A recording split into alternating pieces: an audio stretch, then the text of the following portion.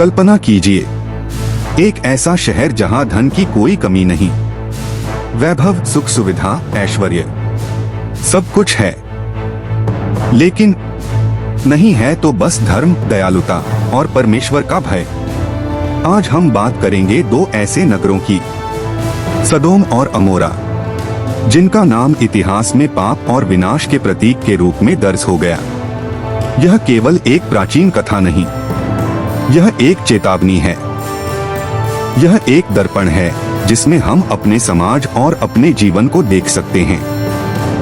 Bible के अनुसार ये नगर यर्दन के मैदान में स्थित थे। वह भूमि अत्यंत उपजाऊ थी, जैसे परमेश्वर का बगीचा। लूत ने उस भूमि को देखकर उसे चुना क्योंकि वह हरी भरी और समृद्ध थी। लेकिन बाहरी समृद्धि के पीछे छिपा था आंतरिक पतन। बहुत लोग केवल एक ही पाप को याद करते हैं, लेकिन बाइबल हमें बताती है कि उनके पाप कई प्रकार के थे। सदोम के लोग अपनी वासनाओं में इतने डूब चुके थे कि उन्होंने नैतिक सीमाओं को पूरी तरह तोड़ दिया था। पवित्रता उनके लिए मजाक बन चुकी थी। उनके पास धन था, शक्ति थी, प्रभाव था, लेकिन उन्होंने उस आशीष को परमेश्वर का धन्यवाद करने के लिए नहीं, बल्कि अपने घमंड को बढ़ाने के लिए उपयोग किया। वे सोचते थे, हमें किसी परमेश्वर की आवश्यकता नहीं। बाइबल बताती है कि वे आराम और विलासिता में जीते थे, लेकिन उन्होंने गरीबों की सहायता नहीं की। उनका हृदय कठोर हो चुका था। जब परमेश्वर के दूत सदोम में आए, तो वहां के लोग उन्हें अपमानित करना चाहते थे। यह केवल अनैतिकता नहीं थी, यह मेहमानबाजी और मानवता के खिलाफ अपराध था। जब परमेश्वर ने निर्णय लिया कि वह इन नगरों का न्याय करेंगे, तो उन्होंने अब्राहम को बताया। अब्राहम ने परमेश्वर से विनती की, यदि वहां 50 धर्मी हो तो, यदि 40 हो तो, यदि 30, 20, यहाँ तक कि 10। यह दर्शाता है कि परमेश्वर न्यायी हैं, लेकिन साथ ही दयालु भी। परंतु वहां 10 धर्मी भी नहीं मिले। 2 स्वर्गदूत सदोम में पहुंचे। लूत ने उन्हें अपने घर में ठहराया। रात को नगर के लोग घर को घेरकर खड़े हो गए। उन्होंने उन दूतों को बाहर लाने की मांग की ताकि वे उनके साथ दुष्कर्म करें।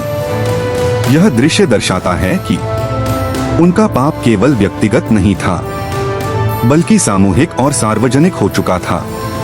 स्वर्गदूतों ने लूत और उसके परिवार को बाहर निकाला। उन्हें चेतावनी दी, पीछे मुड़कर मत देखना।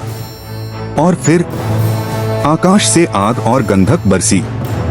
सदोम और अमोरा पूरी तरह नष्ट हो गए। धरती, भवन, लोग, सब कुछ राख बन गया। जब वे भाग रहे थे, लूत की पत्नी ने पीछे मुड़कर देखा। शायद उसे अपना घर याद आया, अपना वैभव, अपनी दुनिया, और उसी क्षण वह नमक का खंभा बन गई। यह केवल शारीरिक दंड नहीं था, यह एक प्रतीक था। जो पीछे छूटे पाप से चिपका रहता है, वह आगे बढ़ नहीं सकता। इस कहानी से हमें क्या सीख मिलती है? एक पाप धीरे धीरे बढ़ता है। शुरुआत छोटी होती है, लेकिन जब उसे रोका नहीं जाता, तो वह पूरे समाज को भ्रष्ट कर देता है। 2 समृद्धि का अर्थ धार्मिकता नहीं। धन और सफलता परमेश्वर की कृपा हो सकते हैं, लेकिन वे आध्यात्मिकता का प्रमाण नहीं हैं। 3 परमेश्वर धैर्यवान हैं, पर अन्याय को सहन नहीं करते। उन्होंने तुरंत न्याय नहीं किया, उन्होंने अवसर दिया, चेतावनी दी, मध्यस्थता सुनी, लेकिन जब सीमा पार हो गई, तो न्याय हुआ। 4 पीछे मत देखो। जब परमेश्वर आपको नई दिशा में बुलाते हैं, तो अतीत के पाप और मोह को छोड़ना आवश्यक है। आज हम सदोम और अमोरा को एक प्राचीन कहानी समझकर भूल सकते हैं, लेकिन क्या हमारे शहर, हमारे समाज, हमारा जीवन उसी दिशा में तो नहीं जा रहा? क्या हम भी धन, मनोरंजन और वासनाओं में इतने व्यस्त हैं कि हमें परमेश्वर की आवाज सुनाई नहीं देती? क्या हम गरीबों की अनदेखी कर रहे हैं? क्या हमारा हृदय कठोर हो गया है? यह कहानी केवल विनाश की नहीं है, यह चेतावनी की कहानी है, यह दया की कहानी है। यदि सदोम में 10 धर्मी भी होते तो शायद वह नगर बच जाता। इसका अर्थ है आप और मैं फर्क ला सकते हैं। एक धर्मी जीवन, एक सच्ची प्रार्थना, एक दयालु कार्य पूरे वातावरण को बदल सकता है। सदोम और अमोरा की राख आज भी गवाही देती है कि परमेश्वर पवित्र हैं, वह न्यायी हैं और वह हमें चेतावनी देते हैं ताकि हम बच सकें। आज निर्णय आपका है। क्या आप पीछे मुड़कर देखेंगे या आगे बढ़कर धर्म के मार्ग को चुनेंगे?